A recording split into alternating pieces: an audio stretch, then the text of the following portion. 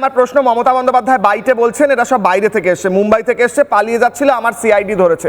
সেই ব্যক্তির সঙ্গেই দেখা যাচ্ছে মুখ্যমন্ত্রী মমতা বন্দ্যোপাধ্যায় স্টেজে দাঁড়িয়ে রয়েছেন।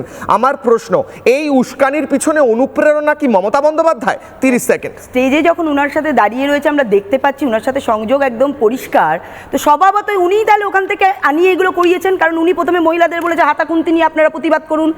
আমরা দেখেছিলাম যে নূপুর শর্মার সময় কি পরিস্থিতি ঘটেছিল, এবং বর্তমান বিচারক থেকে শুরু করে ডাক্তার থেকে শুরু করে উকিল থেকে শুরু করে প্রত্যেকে আক্রান্ত, কেউ নিরাপদে নেই।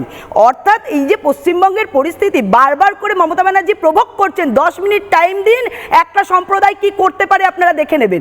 প্রভোগটা কার? তিনি কাদের উস্কানি দিচ্ছেন? কিসের জন্য এরকম ঘটনা ঘটছে? তো স্বভাবতই মমতা ব্যানার্জি আগের বারেও আমরা ভোটের সময় দেখেছিলাম মহিলাদের এগিয়ে দিয়েছেন এবং হাতা খুন্তি নিয়ে এই ধরনের ঘটনা ঘটাতে বলেছেন।